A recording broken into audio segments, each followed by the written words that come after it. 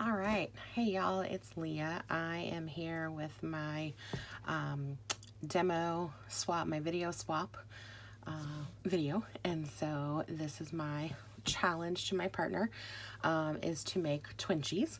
And so these are something that I have fallen in love with. I think they are so fun to just have this little bitty piece of paper to kind of collage on and make something fun.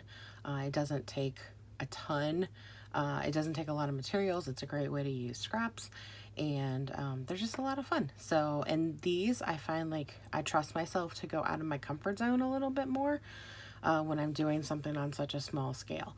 So I am trying to get more into grunge. I always like the look of grunge, but I never quite know how to do it or feel like I don't know how to do it. And so I just got some new Tim Holtz papers, and so I'm kind of playing around with some of those. So that's the style that I'm going to do today.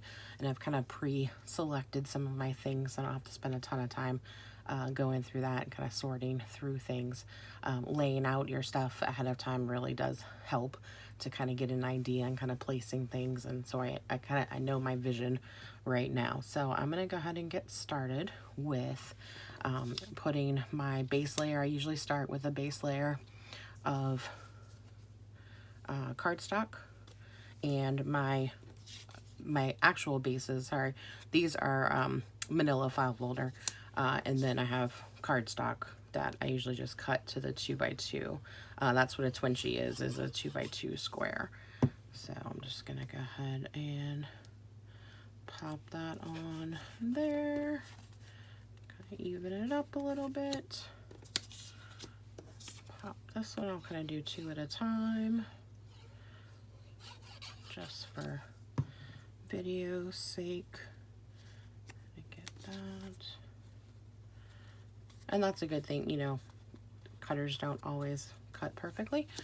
So this is a good time to kind of trim. Like this one is a little off, so I'm just gonna trim that a little bit. I also like on my Twinchies, and really a lot of my stuff, I like my corners rounded. And I usually flip my corner rounder upside down so I can make sure that it is getting in the right part. And I know I'm throwing scraps all over the place, and that's okay. I can pick them up afterwards. I'm gonna go with two different sizes. I like this corner rounder because you can see it's got all three. It's got a kind of a small, medium, and large. Kind of clean this up a little bit. Okay. So that is that. So my corners are rounded, and you can kind of see the difference between the two different sizes.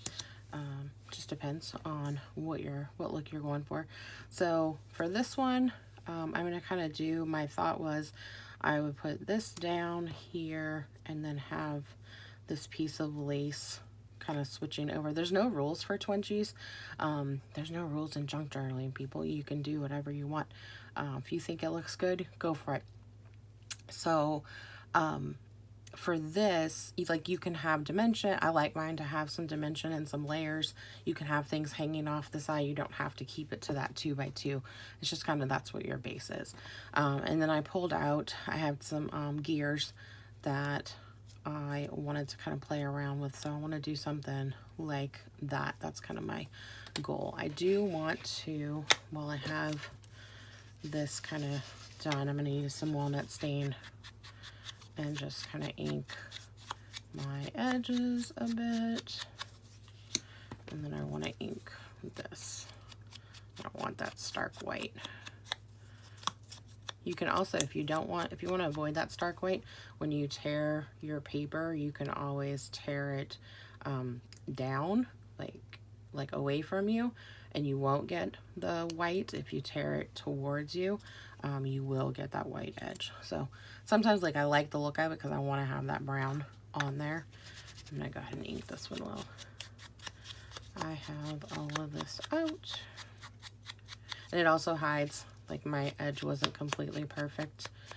When you ink stuff, it helps you kind of even that up. You can't really see that it's there. Inking hides a lot of things that you might not have wanted to be there. So I'm just going to add a little more here, and I'm just kind of moving that. I specifically cut this paper like this because I wanted that bird cage to show, so I'm making sure that I put that kind of to that edge. And then I am gonna grab my, okay, I'm gonna use my 3-in-1, it's the Beacon 3-in-1. I like this anytime I'm doing anything a little heavy or with fabric. Usually if I'm going more than one type of oh my gosh, I can't think right now. Material, that's the word I'm looking for. If I'm gonna do, so like this one was fabric to paper. If I'm doing fabric to fabric, even because they're different textures, or when I put metal onto paper, I always use this. I find that it works really well. It gives a strong hold, and it's pretty easy to work with. It's pretty forgiving, and it dries. It is clear, so it's kind of a silicone type thing. So I'm just going to put some on this gear, kind of just dab it all on there. And I think I kind of want this to be kind of centered, but off to the side a little bit. So yeah, so with that piece of metal, it holds it pretty quick, pretty easily. And I'm just going to trim my edges a little bit and calling that one done. So there's always lots of little things. You can add stuff. I may go back to it and add something else. It might need a little something. But that just kind of gives you the basic idea. With this one, I'm going to do this little piece of lace. So I'm going to start with that across the top. And I'll go ahead and have my lace stick up a little bit. I like when they're not perfectly on the edge. And then this is some muslin that I stamped on. I've been doing that a lot. It's kind of my favorite thing to do right now. I'm not gonna put it directly on the muslin. I'm just gonna kind of put a bit there. And I want this to hang off the side because I really want this leaf to all show. So I'm gonna do that there. And then I have this other little gear that's really adorable because it has a heart in it. So I'm gonna go with that one.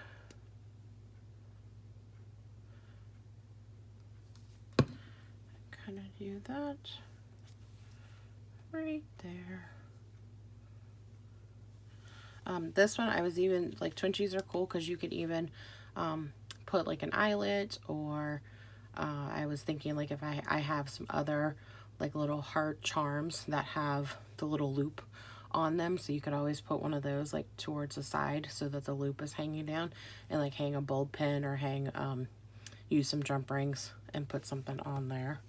So I am gonna trim this blue piece of lace. I should have done that before I put the muslin on, but yeah, live and learn.